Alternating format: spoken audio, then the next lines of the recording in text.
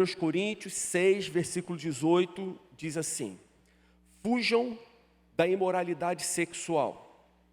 Todos os outros pecados que alguém comete, fora do corpo os comete. Mas quem peca sexualmente, peca contra o seu próprio corpo. Acaso não sabem que o corpo de vocês é santuário do Espírito Santo que habita em vocês, que lhes foi dado por Deus e que vocês não são de si mesmos? Vocês foram comprados por alto preço. Portanto, glorifiquem a Deus com o seu próprio corpo. Há muito tempo atrás, passou um filme, e eu acho que foi um filme assim, até bem assustador, cujo título foi Atração Fatal, que foi o título que eu dei para a nossa palestra daqui de hoje à noite.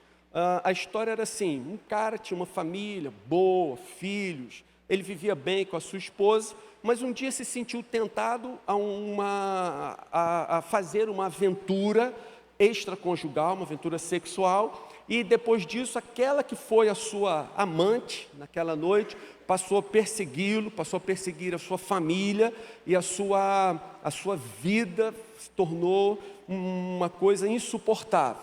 Então, atração fatal. Agora, quando eu estava pensando no que falar hoje com vocês, o que Deus gostaria que a gente tratasse aqui, me veio esse título novamente ao coração.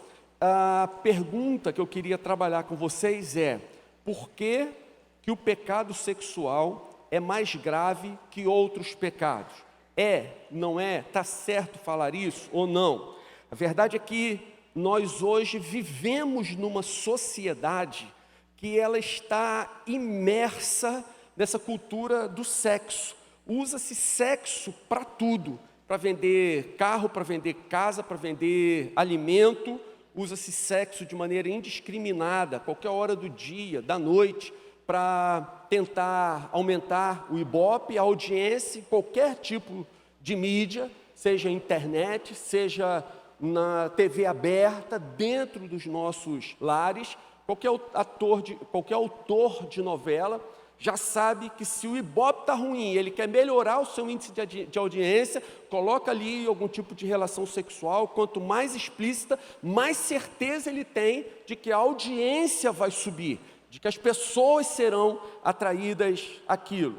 Mas eu quero dizer para vocês que nem sempre foi assim. Verdade, em outros momentos da história, em que a humanidade viveu em períodos, como o período que nós vivemos hoje, esse período antecedeu o fim daquela civilização, o término daquela cultura. Foi assim com o Império Babilônico, foi assim com o Império Romano, foi assim com o Império Grego, e está sendo assim agora com a nossa cultura ocidental. Gente, eu preciso só acertar esse púlpito aqui só um instantinho, espera aí.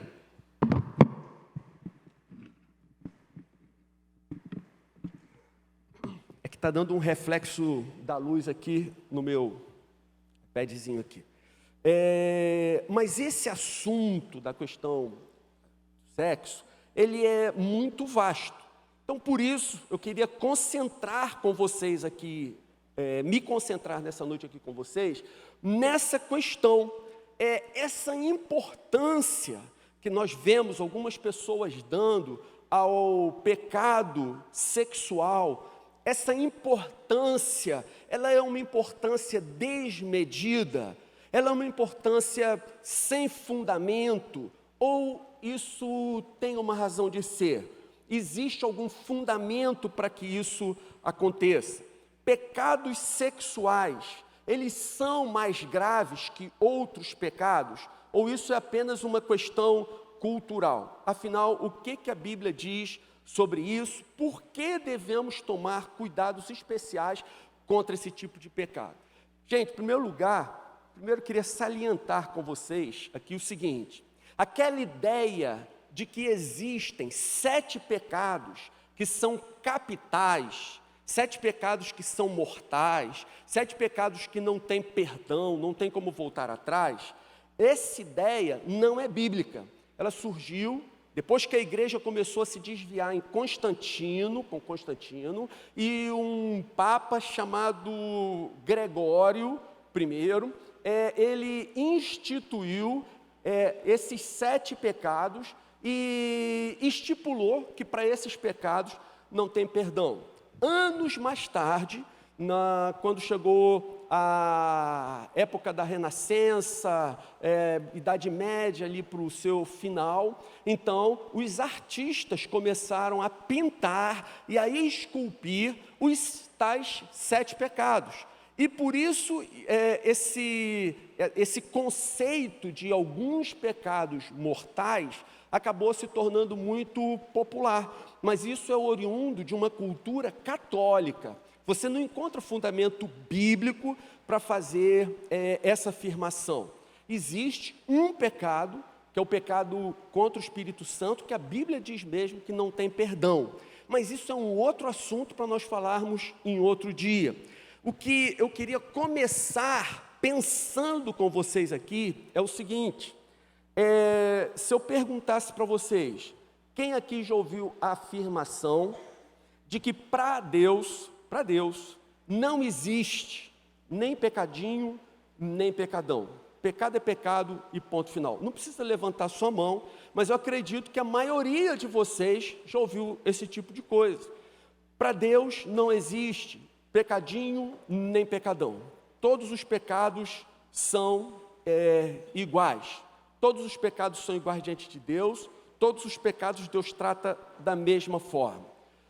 Isso nós já ouvimos muito por aí, já vi muito postzinho de Facebook, internet, etc., espalhando, disseminando esse conceito. Mas será que isso daí é verdade?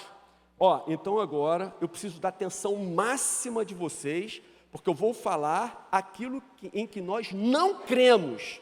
E se você estiver dormindo agora, daqui a pouco você vai falar: o Henrique afirmou isso lá do púlpito. Mas o que eu vou dizer agora é o que nós não cremos e como nós não pensamos, tá certo?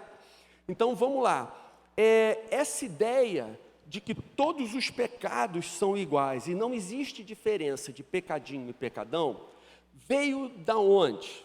Veio de uma ideia deturpada, degenerada da graça de Deus. Isso surgiu mais ou menos há 30, 40 anos atrás, quando alguns pastores, querendo encher as suas igrejas, começaram a fazer esse tipo de apelo. Aqui todos são bem-vindos, aqui é espaço para todos, é só chegar, é só ir ficando. Isso em parte é verdade, aqui todos são bem-vindos também. Só que aqui nós temos um objetivo. Você é bem-vindo do jeito que está, do jeito que você é, seja você quem for, tenha cometido o pecado que você cometeu, mas agora nós vamos apontar para você o caminho de Jesus. Nós vamos caminhar junto com você por esse caminho. Mas não era isso que acontecia ali, e não é isso que acontece nessas comunidades em que esses pastores fazem tal afirmação. Então, o que eles pensavam? Eles se baseavam no texto, por exemplo, em que Jesus diz: ora, se alguém olha para uma mulher com intenção impura no seu coração ele já adulterou com ela. Mais uma vez, não é assim que nós pensamos, eu estou explicando como eles pensam para depois desconstruir esse pensamento. Então, o que eles afirmam? Ora, se Jesus disse que pensar numa mulher, imaginar numa relação extraconjugal, numa relação sexual ilícita com alguém ou alguma coisa, já me faz um pecador, como se tivesse cometido tal pecado. Se eu enfio o pé na jaca e cometo de fato tal pecado, você não tem direito de falar de mim, porque você cometeu o mesmo pecado. Só que você é covarde e não teve coragem de ir às últimas consequências. Eu tive. Você continua fazendo um papel cínico, hipócrita na igreja, de alguém que é santinho, e na sua mente, no seu coração, você já desejou algumas mulheres, já imaginou algumas relações sexuais ilícitas, mas você não teve coragem como eu tive. E Jesus ama muito mais aqueles que são corajosos, que são transparentes. Então, diante de Deus, não existe essa distinção entre pecadinho e pecadão. todos nós somos pecadores. Eu cometi adultério, eu tive a minha aventura lá extraconjugal, mas você também, você pensou no seu coração, você só foi covarde e não concretizou, mas eu concretizei. Então, diante de Deus, nós somos igualmente pecadores. Irmãos, o que vocês acham desse raciocínio? Será que isso procede? Será que isso é bíblico? Essa interpretação é real? Ora, meus irmãos, quando Jesus, ele no Sermão do Monte diz que olhar para uma mulher com intenção impura não seria admitido, porque seria um pecado como se houvesse efetuado o adultério, ele não está dizendo que os pecados de pensar, imaginar e cometer são iguais ou estão no mesmo nível. O que Jesus está dizendo ali é que ele esperava dos seus discípulos um comportamento, um comprometimento com ele, um posicionamento em relação ao reino de Deus, uma espiritualidade tão superior à dos fariseus, que ele não aceitaria sequer que alguém pensasse em adulterar. É isso que Jesus está dizendo. Ele não disse que os dois pecados são iguais, que é indiferente, tanto faz cometer um como cometer outro. O que Jesus queria era que os seus discípulos tivessem agora um outro padrão de relacionamento com Deus, uma outra maneira de enxergar a vida, muito mais, incomparavelmente mais, comprometida com o Senhor. Gente, será que existe mesmo essa graduação em termos de gravidade de pecados diante de Deus? Será que existe uma graduação? Será que existem pecados que são menos importantes e menos graves e outros mais importantes e mais graves? Então vejam só, diante desse conceito de que para Deus não existe pecadinho nem pecadão, a resposta imediata seria que não existe graduação de pecado, tudo é pecado, diante de Deus é tudo a mesma coisa, e Deus é indiferente se você fez alguma coisa que aos nossos olhos é muito grave ou não, porque diante dos olhos de Deus tudo seria grave. Mas me diga uma coisa, alguém comete o pecado de receber um troco a mais, percebeu e estava de mau humor e não devolveu a moedinha que veio a mais, guardou no bolso só de raiva. Mas alguém, cidadão aí, sequestra uma mulher, estupra ela e mata. Aos olhos de Deus é indiferente? Tanto faz? Não existe diferença? Tanto faz cometer um pecado quanto o outro? Então, gente, o que a gente vê na Bíblia? Ora, você começa a ver no Antigo Testamento o seguinte: havia pecados que você precisava entregar uma porção de cereais.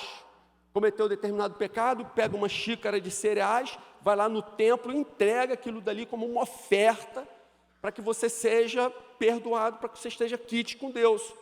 Existia pecado que exigia sacrifício de vida. Pega um passarinho, pega uma rolinha, pega um pombinho, leva para o sacerdote e ele vai sacrificar aquilo no altar. Tinha outros pecados que exigiam o sacrifício de uma ovelha. Outros pecados exigiam o sacrifício de um boi. E outros pecados eram pagos com a pena de morte. Então eu pergunto para vocês, biblicamente, existe ou não existe uma graduação de pecados diante de Deus? Ora, irmãos, é óbvio que existe. Alguns pecados eram remidos ou perdoados em troca de um punhado de farelo. Outros tinham que ser pagos diante da morte do pecador que o cometeu.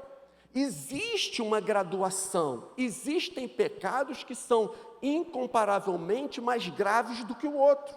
Então não é verdade isso que muitas vezes nós ouvimos e muitas vezes é compartilhado nas mídias sociais, que aos olhos de Deus, Deus é indiferente à gravidade do pecado, tanto faz, pecadinho ou pecadão, para ele pecado, é tudo a mesma coisa, e ele vai tratar ambos ou todos da mesma forma. Existe graduação, existem agravantes, existem atenuantes. Então, gente, agora vamos falar especificamente sobre a questão do pecado sexual. Gente, qual foi o sinal que Deus estabeleceu na antiga aliança? Qual era o sinal que Deus ordenou ao seu povo, que eles deveriam ter, que eles deveriam levar, que concretizava a aliança de Deus com o seu povo no Antigo Testamento? Qual era?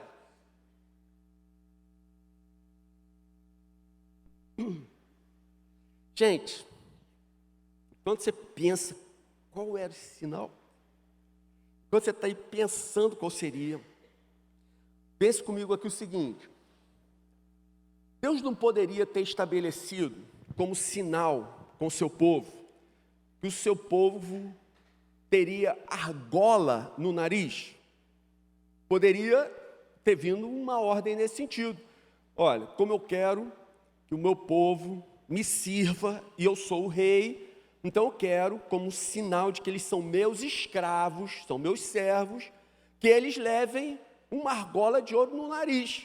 Poderia até ter uma descrição, que seja um ouro, jamais trabalhado por mãos, por outros objetivos, que tal ouro jamais tenha tido outras utilidades, que o ouro seja feito, que a argola seja feita com ouro manuseado pela primeira vez e tal, e aí todo aquele que é meu servo pendura uma argola de ouro no nariz.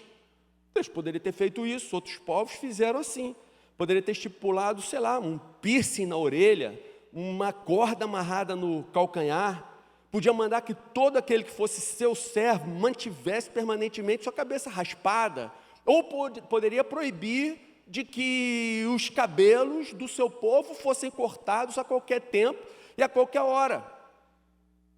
O sinal da aliança, quem estabelece é o Senhor, é Ele que está determinando as condições para fazer a aliança com a gente. Mas qual foi o sinal que Deus afinal estipulou para a sua aliança? Foi a circuncisão. Então a pergunta que fica agora é a seguinte: afinal de contas, aonde Deus mandou pendurar o sinal da sua aliança com o homem, com o povo de Israel? Percebe? Não está pendurado na orelha, não está pendurado no nariz, não foi amarrado no calcanhar, mas a ordem de Deus é: coloca ali, nesse lugar ali, o meu sinal, é ali que vai ficar a minha marca, é ali que está estabelecido, e é ali que tem que ser. Gente, olha que coisa interessante, a circuncisão era essa certeza de que aquela pessoa, aquele homem, aquele cara, era santo. Hoje a gente tem outros critérios de avaliar a santidade, mas naquela época era assim, um olhava para o outro e falava: pô, ele é santo. E aí o outro olhava e falava assim: ele é ímpio, ele é incircunciso. Olhando para o lugar da marca aonde Deus havia determinado que o seu sinal deveria ser estipulado. Gente, o que mais que a Bíblia fala sobre esse assunto? Se você abrir a sua Bíblia em Levítico capítulo 18, você vai ver uma lista de pecados sexuais. Levítico capítulo 18 fala de pornografia, ver a nudez de alguém que não é o seu cônjuge e nutrir desejo sexual pela pessoa. Levíticos 18 fala de incesto, que é quando a pessoa tem relação sexual com gente da mesma família. Fala de adultério, fala de homossexualismo, fala de bestialidade, quando a pessoa tem relação sexual com bicho. Essa lista de Levítico 18 é tão importante que ela é repetida quase toda exatamente igual em Levítico no capítulo 20. 2 capítulos a seguir logo, é repetida a mesma lista. E como é que termina essa exposição desses pecados? Então, depois de dizer que pornografia, incesto, adultério, homossexualidade, bestialidade, etc., são pecados inaceitáveis, Levítico capítulo 18, versículo 19 diz assim: ora, todo aquele que fizer alguma dessas abominações, aqueles que assim procederem serão eliminados do meio do seu povo. Ou seja, pena de morte. Eliminados do meio do seu povo não significa que eles vão ser mandados embora e vão para outro lugar. Não, significa que eles serão mortos. Qualquer um que venha cometer esse tipo de pecado será penalizado com a morte. Não vai ter nenhum tipo de redenção, não vai ter nenhum tipo de remissão, de perdão, do tipo levar lá o potezinho de cereais, ou entregar o pombinho, ou entregar a ovelha, ou entregar o boi, ou uma manada inteira. Aos olhos de Deus, para esse tipo de pecado, nesse momento, não tem perdão. Se você cometeu algum desses tipos de relação sexual ilícita aqui no Antigo Testamento, o único projeto para você da parte de Deus vai ser a pena de morte. Não tem mais o que fazer. Eu imagino assim que Deus se sentia tão ofendido com esse tipo de pecado. Eu penso da seguinte maneira: ora, se Deus mandou que o sinal da sua aliança com Ele, com os homens, fosse a circuncisão, gente, é para esse negócio ser usado com muito cuidado, com muita responsabilidade, com muito temor, e dando glória a Deus no momento em que o negócio estiver sendo usado. Quando isso era usado de maneira indevida, o que nós entendemos aqui por esses relatos é que Deus se sentia profundamente ofendido. O que estão fazendo com isso que eu dei tanta importância, que eu julguei tão nobre, que decidi pendurar nesse órgão o sinal da minha aliança? E o que vocês estão fazendo com isso? Gente, o apóstolo Paulo, agora cá no Novo Testamento, então, ele diz, no texto que nós lemos: fujam da imoralidade sexual. Todos os outros pecados que alguém comete, fora do corpo os comete. Mas quem peca sexualmente, peca contra o próprio corpo. Acaso não sabem que o corpo de vocês é santuário do Espírito Santo que habita em vocês, que lhes foi dado por Deus, e que vocês não são de si mesmos? Fujam da imoralidade sexual. Esse é o único texto que tem no Novo Testamento em que Deus manda fugir. Todos os textos bíblicos ele manda: enfrenta, ser corajoso, vai em frente, resiste, até mesmo a Satanás. Você vê lá em Tiago: olha, resista ao diabo, resiste a Satanás, porque você consegue vencer. Resista que você o vencerá. Ele vai desistir de você, ele vai embora. Mas em relação ao comportamento sexual, o Senhor que conhece a nossa natureza, o Senhor que conhece o nosso coração, Ele diz: não tentem resistir, vocês não conseguirão, fujam, fujam, não se permitam estar em situações que vocês vão se ver tentados, não se permitam estar em momentos, em ocasiões em que esses hormônios serão despejados na corrente sanguínea, e você vai ver que a partir desse momento a coisa vai ficar muito difícil de controlar.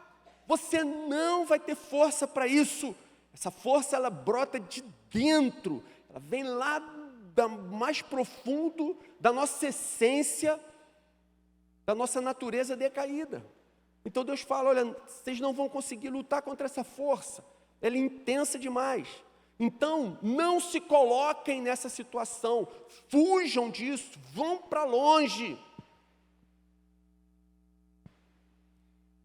Aí, irmãos, eu queria entrar na parte final e mais prática, pensando assim, olha, respondendo a seguinte pergunta: Se de fato é assim, por que eu deveria levar a sério essa advertência bíblica? Por que eu deveria levar essa advertência bíblica a sério para valer? Penso, gente, que em primeiro lugar, porque como o texto que nós lemos, quem peca sexualmente profana o templo aonde Deus habita.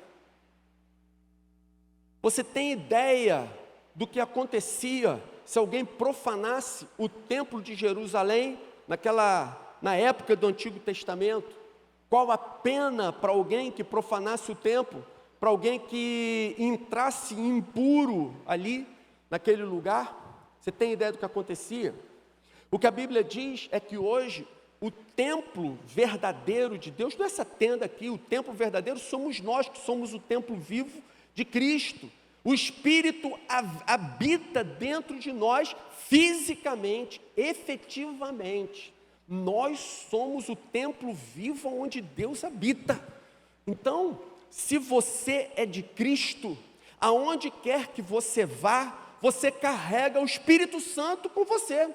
Aonde quer que você se encontre, o Espírito Santo vai estar dentro de você. Se você se envolve numa relação sexual ilícita, você estará envolvendo diretamente o Espírito Santo nessa mesma situação. Isso daí é gravíssimo. Eu me lembro uma vez conversando com um amigo que fez uma viagem à Alemanha. Ele disse que a cena mais degradante que ele já viu e que causou mais repulsa no coração dele foi ver um homem pobre, lá na Alemanha, limpando um mictório imundo com o dedo para desentupir. Eu já tive o desprazer de entrar em alguns banheiros públicos que estavam numa situação que muitos aqui conhecem, não precisa nem ficar repetindo. Como diria Marcão, cheio de oferenda para Satanás.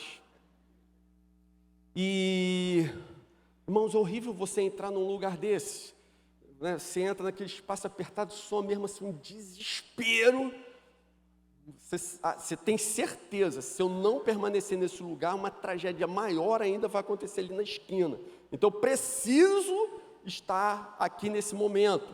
Mas aquele cheiro, aquela aparência, aquilo ali dá náusea, aquilo ali causa assim um sentimento de repulsa, que a gente fica com aquela vontade desesperada de sair correndo dali.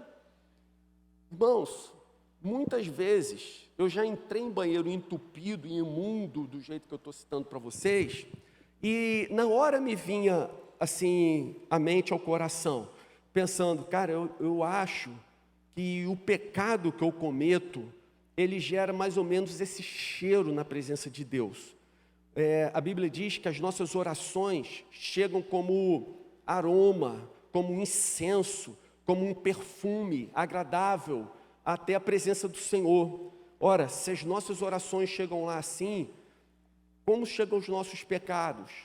Chegam com mau cheiro, chegam com essa sensação. Eu não sei se Deus tem nariz, mas seria alguma coisa assim, que levaria Deus a se contorcer de horror por aquilo.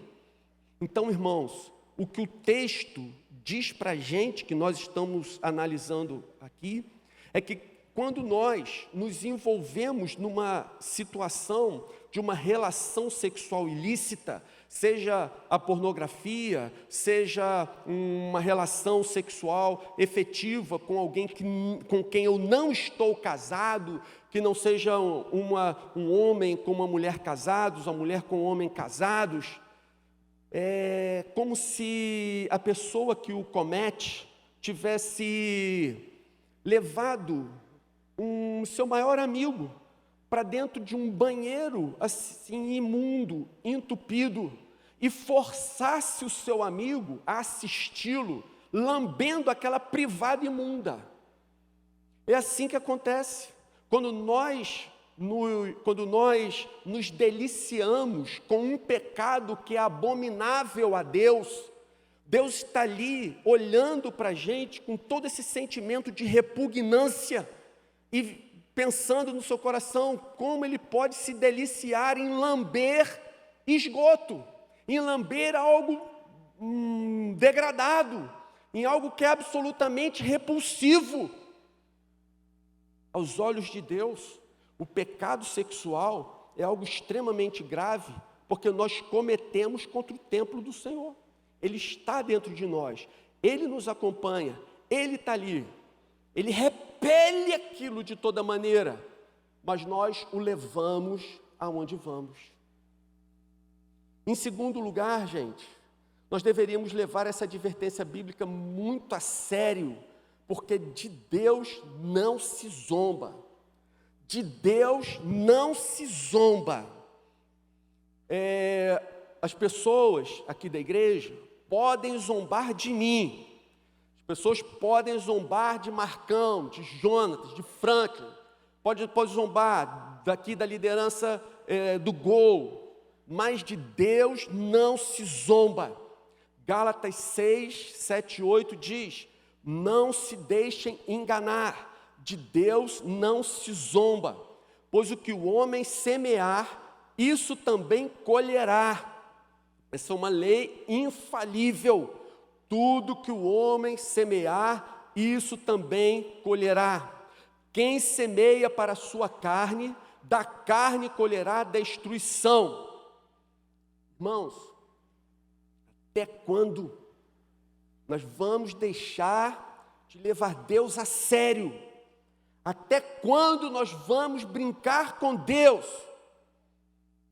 Podem mentir para a gente, pode mentir para mim, pode mentir para o Franklin, pode mentir para os pastores e líderes da igreja, mas de Deus, gente, não se zomba. Quando alguém parte para o pecado, tomou a decisão, vou sair de casa, vou pecar, você já sabe que está num caminho absolutamente cheio de armadilhas. Quando você toma a decisão, você acha, hoje eu vou relaxar nas minhas defesas, hoje eu vou sair, vou cometer um pecado, eu estou já mirando, isso daí já está no meu coração, estou amadurecendo esse negócio, às vezes eu tenho vontade, às vezes eu perco, vou lá, não vou, não, mas hoje eu vou. Quando nós decidimos isso, irmãos, o Senhor, que sonda o nosso coração, imediatamente, Ele retém a bênção, Ele retira o cuidado, Ele tira a sua proteção. Fala sério, você acha que Deus vai abençoar a sua decisão de pecar? Você acha que Deus vai abençoar a sua decisão e vai te ajudar a manter o seu pecado oculto? Você acha que Deus vai te abençoar e Deus vai acobertar o que você tem feito e impedir que o seu pecado escolhido, semeado, cultivado, lhe traga consequências doloridas? Se você o desobedece, se você se rebela, se você escolhe pecar, tenha certeza, você está sozinho. Não conte com Deus para ajudar você a se esconder, a se livrar da consequência. Não conte com Deus para abençoá-lo e minimizar toda a consequência daquilo que você plantou. Irmãos, Deus avisou que a consequência do pecado é a morte. Então, gente, exatamente porque você que está aqui é amado de Deus, é filho da luz, é alguém por quem Deus preza, é alguém precioso aos olhos de Deus, é que Ele vai trazer o seu pecado à tona. Ele vai tratar de você como um pai cuida do seu filho, como um pai disciplina, educa, deixa algumas vezes de castigo, mas faz essas coisas porque quer ver o seu filho diferente, quer ver o seu filho mudando, amadurecendo, se tornando um homem, se tornando uma mulher, pessoas responsáveis, cidadãos de bem. Então, jamais acuse Deus de ter sido mal com você, porque Ele avisou que seria assim, se você desse vazão ao seu pecado. Então, gente, algumas dessas coisas eu vou repetir depois para a igreja toda. Isso aqui que eu estou falando para vocês vale para todo mundo, vale para jovem, vale para adulto, vale para todos. Mas, irmãos, um dos pecados que mais enfurece o nosso Deus é um pecado que não aparece, é o cinismo.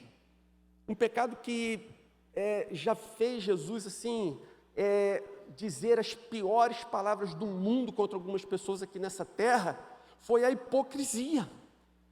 Então, se você está vivendo uma vida deliberada em pecado, não seja cínico, não seja hipócrita, mas tome um posicionamento igual a Davi, que a partir do momento que caiu em adultério e caiu em si, percebeu o que estava acontecendo, ao invés de querer se justificar, ele caiu de joelhos diante de Deus, pedindo misericórdia, pedindo graça, pedindo compaixão. E se você quer ver todo o sofrimento dolorido, todo o sofrimento, toda a angústia que passou pelo coração de Davi, depois leia o Salmo 51.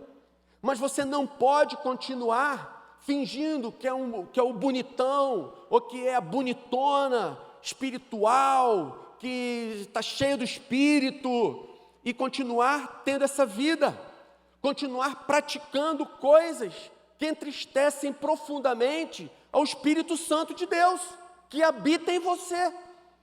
Importa muito mais agradar a Deus do que aos homens. Seria incomparavelmente melhor que você tivesse hoje sendo visto como um pecador desprezível aqui no nosso meio, mas grande aos olhos de Deus, do que você está sendo visto aqui como bonitão ou como uma bonitona. E Deus conhece o seu coração, Deus sabe o que você tem feito, e você tem talvez trazido grande tristeza ao Senhor. Em terceiro lugar, quem brinca com sexo mostra desprezo pela vida. Quem brinca com sexo mostra desprezo pela vida. Sabe por quê, irmãos? Para que Deus fez o sexo? É claro, foi para dar prazer para o marido e para a sua esposa. Mas qual o objetivo primeiro, mais importante, lá do início do sexo? É ter filho, é procriar. Ora, qualquer um que se aventure numa relação sexual ilícita, sabe que não pode contar com a bênção de Deus.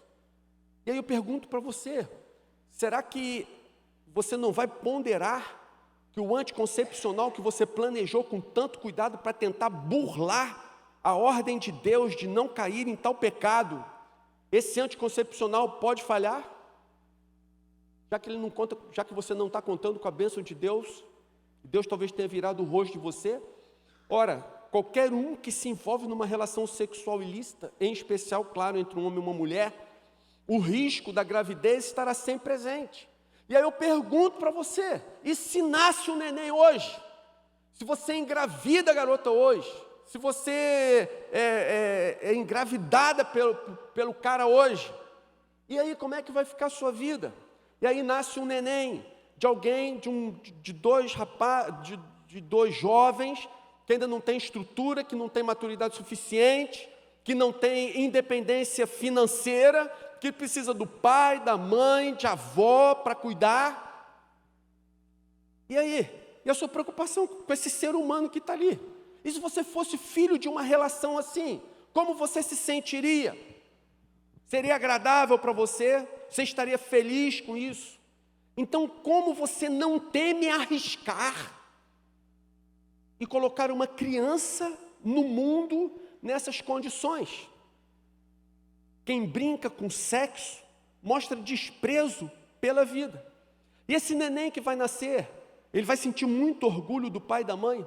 Ele vai poder saber que ele não foi desejado, planejado com muito cuidado e amor por você, mas que ele foi fruto de uma aventura porque você não segurou a sua onda e ejaculou fora do tempo, e por isso ele nasceu. Aí ele vai olhar para você e vai falar assim: tenho muito orgulho da minha mãe, ela é uma pessoa muito amada, meu pai é um cara maravilhoso. Gente, quero aproveitar, abrir um parênteses, e entrar aqui numa questão. Para alguns do mundo, essa situação talvez seja fácil de resolver. O que ela pensa? A gente hoje tem ouvido aí uma máxima mundana que diz assim: meu corpo, minhas regras. Não é isso? Está em tudo que é lugar, tudo que é mural, tudo que é canto por aí. Eu, certa vez, ouvi uma história de uma mulher que procurou um médico para fazer o aborto. Ela disse: olha, e nós passamos um caso bem parecido há anos atrás aqui na igreja. A senhora procurou o médico e falou assim: olha, eu tenho um filho de 7 anos de idade e ele estuda numa escola bilíngue, ele faz natação, ele faz futebol, ele faz não sei o quê, e agora eu engravidei, e se esse meu filho agora nascer, a gente não vai ter condição de dar o mesmo padrão que o outro tem, então conversei com meu marido, nós decidimos, eu vim aqui fazer um aborto. Aí o médico virou para a mulher e falou assim: olha só, mas esse seu filho aí, ele vai custar alguns exames que o seu plano de saúde cobre. Já que o outro tem despesa de colégio, de academia, de não sei o quê, faz o seguinte: em vez da senhora fazer aborto desse, se o seu problema é econômico, mata o garoto de 7. E a mulher se assustou e falou assim: como assim, doutor? O senhor está mandando eu matar meu filho? O doutor falou: não, olha só, matar o seu filho a senhora já decidiu, agora a gente está discutindo qual dos dois. Não é verdade? Meu corpo, minhas regras. Não, irmãos, para a mulher cristã, para o rapaz cristão, meu corpo, as suas regras. Quais são as regras do Senhor? Você foi comprado por um alto preço. Você não é mais seu, o seu corpo não te pertence. Você não tem liberdade mais para fazer o que você quiser com o seu corpo. O seu corpo pertence a Deus. E você só está ocupando esse corpo porque Deus quer que você o glorifique através do corpo que Ele lhe deu. Em quarto lugar, eu deveria levar essa advertência bíblica muito a sério, porque quem insiste em praticar o sexo ilícito comete suicídio espiritual. O sexo ilícito, ele leva ao suicídio espiritual. Seja pornografia, a relação física propriamente dita, homossexualismo, adultério, masturbação. A verdade é que quem pratica esse tipo de coisa, o vigor espiritual se vai. A vontade de realizar para Deus acaba. O prazer de adorar se perde. O coração endurece. A fé enfraquece. A confiança em Deus se vai. O relacionamento esfria, praticamente acaba. Gente, lembra daquela visão do profeta Ezequiel, do rio que sai do trono de Deus? Então ele diz: olha, o rio era caudaloso, abundante. Por onde aquele rio passava, havia vida, cardumes em grande quantidade. Nas margens, crescia todo tipo de vegetal, de planta. E aquilo era maravilhoso. Mas ele teve uma visão interessante. Ele falou o seguinte: olha, mas eu reparei que fora das margens havia uns charcos. O que é charco? Lugar onde a água ficava parada. E ele dizia: olha, nos charcos não havia vida. Os charcos foram reservados, segundo o profeta, para o sal. Estava tudo morto nos charcos. Estava tudo morto fora do rio. Aonde a água não fluía, aquela outra água que ficava à margem, aquela outra água que ficava parada, ela se estragou. Aquela água apodreceu. Se você é salvo mesmo, você não vai perder a sua salvação. Mas se você insiste nesse tipo de pecado, você pode ter certeza que a sua vida vai se tornar ainda mais triste, sofrida, desestimulante, desmotivadora, ainda mais infernal do que a vida do descrente. Porque você conhece a vida de Cristo, você sabe o que Cristo oferece, você sabe o que você poderia ter, e você está abrindo mão disso para ficar lambendo uma privada podre. Eu quero terminar, gente, dizendo o seguinte: eu quero comentar um postzinho que circulou, e tem circulado aí já há meses, pelo Facebook. E o postzinho, uma filosofia de botequim, diz assim: se você não gosta de casamento gay, não case com gays. Se você não gosta de aborto, não aborte. Se você não gosta de drogas, não use. Se você não gosta de sexo, não faça. Se você não gosta de álcool, não beba. Se você não gosta que tirem os seus direitos, não tire os meus. Gente, essa filosofia de botequim, ela não funciona nem sob o ponto de vista de um ateu. Você acha mesmo que esse tipo de filosofia faz sentido? Então, deixa eu te falar uma coisa aqui. Raciocina comigo da seguinte maneira. Certa vez, eu fiz uma consulta à minha família, ainda bem que eu fiz essa consulta antes de vir para o culto de domingo à noite, tentando exemplificar algo parecido com o que eu estou falando aqui. Eu falei lá em casa na hora do almoço de domingo, falei: olha só, hoje logo mais à noite vocês não infartem, porque eu vou começar minha pregação dizendo que eu cometi adultério, que eu tenho uma amante, etc, etc. Aí, graças a Deus, a minha família me aconselhou, falou assim: vão ter umas 4, 5 senhoras que vão infartar antes que você chegue no ponto de dizer que aquilo ali era só uma história, era só uma maneira de você explicar o que você queria falar e tal. Falei assim: graças a Deus. Aí foi um conselho sábio que eu não fiz, e as senhorinhas estão vivas até hoje aqui na igreja. Mas, me diga se não é verdade. Essa filosofia de botequim. Eu pergunto para vocês, e se isso que eu disse para vocês, que faria, se ao invés de ser apenas uma história inventada, se fosse verdade? Do tipo assim: eu acabei de fazer 60 anos, eu tenho pouco tempo de vida, o que eu fiz para Deus aí já está bom, agora eu quero aproveitar um pouco minha vida, vou ter uma aventura extraconjugal, né?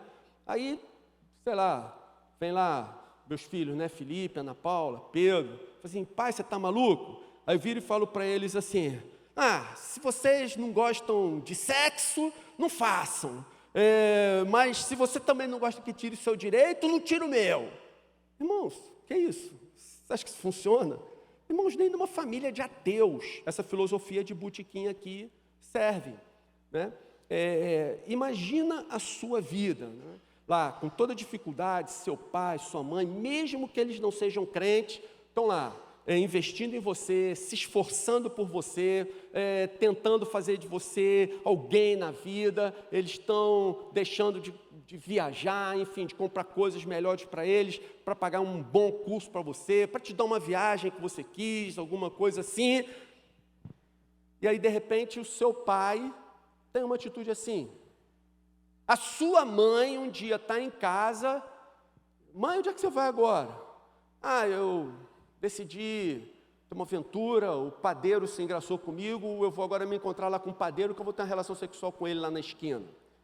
Eu assim: mãe, você está maluca?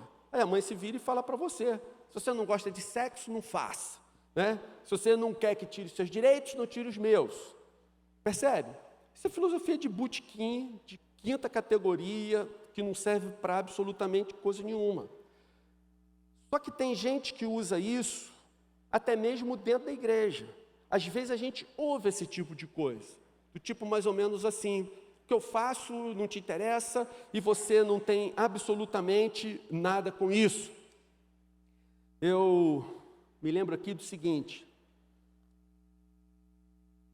me lembro que uma vez eu ouvi uma história, eu acho que é mais, como é que diz, folclore do que realidade, que o grande imperador Alexandre o Grande.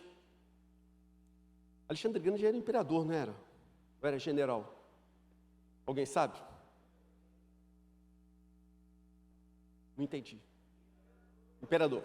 Então estava lá. imperador Alexandre Grande e tal, passa suas tropas em revista, e aí vê no meio das tropas lá um soldado todo mal vestido, com uma arma fora do lugar, e seu uniforme, enfim, todo desgrenhado, e aí ele chama o cara na frente da tropa, passa um sabão, e depois dele dar aquela esmerilhada padrão, ele pergunta ao soldado qual o seu nome. Aí diz que o soldado se vira para ele e fala: meu nome é Alexandre, senhor, igual o nome do general. Aí o general se volta para ele e fala assim: soldado, ou você muda de atitude, ou você muda de nome. Meus irmãos, não tem sentido alguém se dizer cristão e levar uma vida assim, depravada, uma vida como o ímpio leva, ou talvez nem o ímpio leve. Não é possível alguém que se diga cristão e saia publicando esse tipo de post que eu acabei de ler aqui, de filosofia de botequim, que contradiz o que a Bíblia Sagrada afirma, os princípios de Deus, a verdade bíblica. Meus irmãos, ou você muda de atitude, ou pare de dizer que você é cristão. Não tem sentido mais você continuar com esse comportamento dúbio, hesitante, fraco. Está na hora de uma postura. Você precisa tomar uma atitude para valer. Leve a sério. Pensamento mundano é que, se você quer ser gay, pedófilo, adúltero, cachaceiro, usar droga, transar com seu cachorro, ninguém tem nada a ver com isso. Mas, meus irmãos, em Cristo, o que você faz afeta muita gente. O que você faz afeta muita gente que ama você, que se preocupa com você, que perde horas durante a noite orando e intercedendo por você. Então, essas filosofias mundanas, e que explicam muito bem como o mundo pensa, porque é exatamente isso que o mundo acha. Isso não vale para nós. Isso não vale para quem conhece a Jesus, para quem ama o Senhor. Nós não temos o direito de magoar as pessoas a quem amamos. Se você tem agido assim, ou você muda, ou pare de se identificar como cristão. O último versículo, gente, que nós lemos diz assim: vocês foram comprados por um alto preço, portanto, glorifiquem a Deus com seu próprio corpo. Nós fomos comprados por um alto preço. Sabe o que isso significa? Você é muito precioso aos olhos de Deus. Você é muito preciosa aos olhos de Deus. Você é tão precioso, tão preciosa, que Deus teve o cuidado de trazer você aqui essa noite, tirou de casa para vir aqui para falar essas coisas para você, porque Deus quer que você viva uma vida abundante, uma vida que Ele preparou para você. Quando Ele morreu na cruz, Ele não estava de brincadeira. Ele morreu para que você leve a vida cristã a sério. Como Jonatas disse no sábado passado, a história da mulher adúltera não terminou com os seus pecados estão perdoados. O final da história é: agora vocês vão e não pequem mais. Você pode dizer amém? Fomos comprados por um alto preço. Não pertencemos mais a nós mesmos. Se somos de Cristo, nossos direitos, todos os nossos direitos, os direitos do nosso corpo, os direitos da nossa vida, os direitos das nossas mídias sociais, os direitos dos nossos atos, todos os nossos direitos pertencem ao Senhor. Vamos orar? Senhor, ajuda a gente a viver essa realidade, porque nós sabemos que se o Teu Espírito não estiver atuando em nós, nós não conseguiremos. Então precisamos que o Senhor haja em nossas vidas, que o Senhor derrame sobre nós esse poder que vem do alto, gerando no nosso coração, Senhor, uma enorme repulsa ao pecado, da mesma maneira que o Senhor sente. Deixa a gente sentir, Senhor, isso que passa pelo seu coração quando pecamos. Queremos sentir essa convicção de pecado. Queremos ter a real noção da gravidade do nosso pecado. Precisamos que o Senhor nos ajude. Não vai ser, Senhor, por nossa própria força de vontade. Não vai ser pelo nosso desejo, compromisso, posicionamento. Nós precisamos do Senhor. Se o Senhor não nos fortalecer, nós não vamos resistir. Porque o Senhor conhece a nossa natureza. Somos fracos, somos pecadores e a nossa natureza é inclinada para o mal. Então tem misericórdia, Senhor, e ajuda a gente. Queremos ser instrumentos para a honra e glória do Teu santo nome. Ajuda a gente, em nome de Jesus. Amém.